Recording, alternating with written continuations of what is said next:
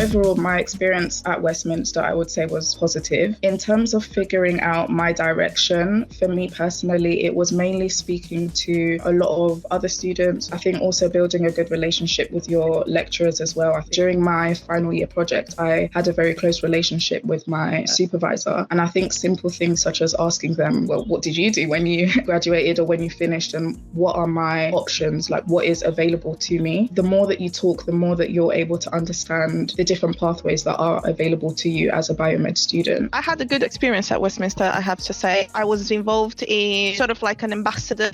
It was really good for networking. You get to meet people, not just within life science, but within other colleges and specialities as well. I also found very helpful the careers department. I remember having a few meetings with them where I kind of walked through what I wanted to do, and they kind of helped me see what positions I could apply for, what sort of work experience I could look into in order to guarantee those jobs. So it's kind of walking you through what steps you need.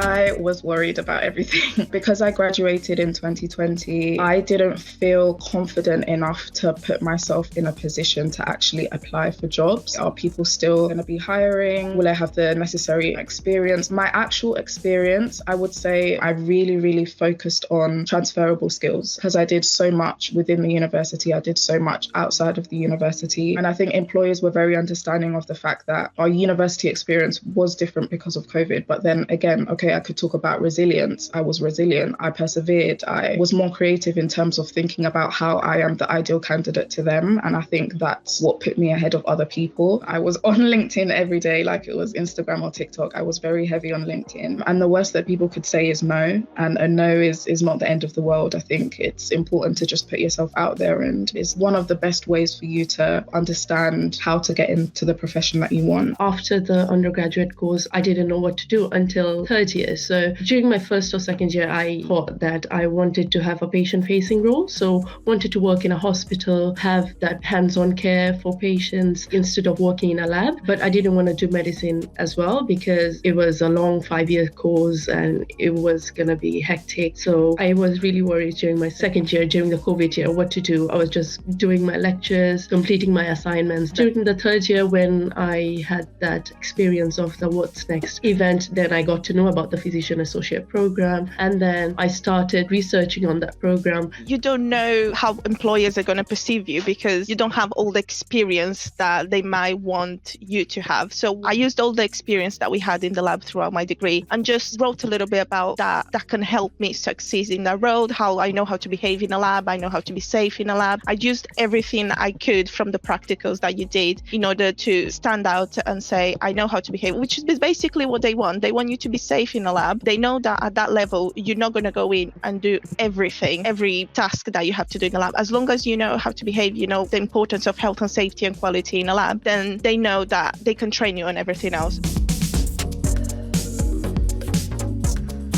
The application process is fairly straightforward, where I have to do a personal statement and then submit my application through UCAS. After that, I was invited for MMI, so the mini multiple interview. That was very daunting. Straight out of uni, it was during COVID, so I had an online interview. So you tend to find jobs if you want to be in the NHS in the NHS jobs website, and you can kind of tailor into what area you want, what speciality you want. You don't really send your CV and a cover letter. There is an application process which kind of combines both a CV and a cover letter together. But I got a lot of questions on safety of the lab, a lot of situational questions. So if there was a fire alarm and you were carrying out an experiment, how would you react? What would you do? I got a lot of questions as well about the values of the trust, so the company that I was applying for, which is very important to do background reading on the place you're going to be going for, because there is a lot of questions regarding what their values are and how you meet them and what you can bring to the team. There was a lot of questions in regards to that as well. For my uni, you needed to do a Casper test. It's kind of situational judgment, but everything and every answer is filmed and you can't re-record it. So I remember I wasn't under a lot of pressure this year. This year I got a worse score actually than last year. Sometimes you think, when you have an experience in something that you will go and do great, but if the nerves get best of you, when you get that 10-minute break in the middle, just try to get it all out.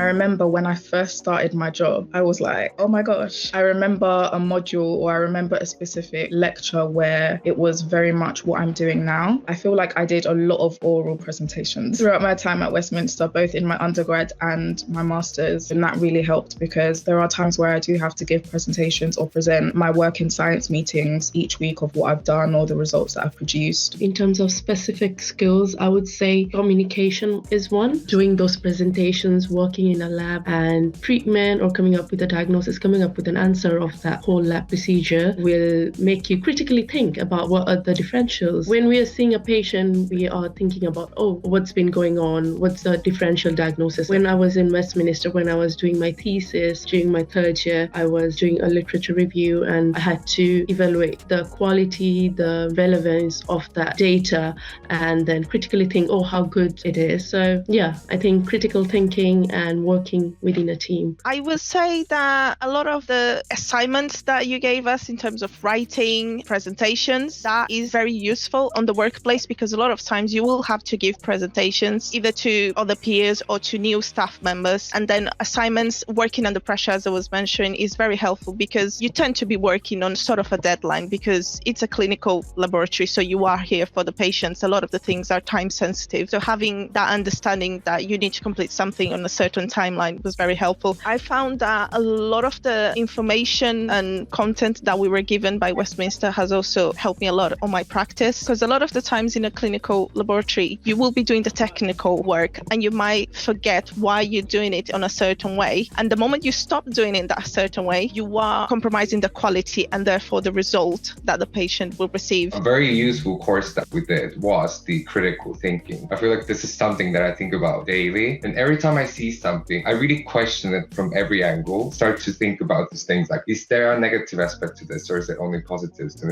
it's something that kind of rewired my brain. What I love is seeing patients having that smile on their face and reassuring them, taking care of them. So whenever we are in the ward rounds, as I'm a student now, I can't really do that much. But again, having that conversation with the patients after the ward rounds, this is what's happening, what's bothering you, what's your concerns, they really open up, and then that smile or that reward feel very noble. You're making a difference in their lives.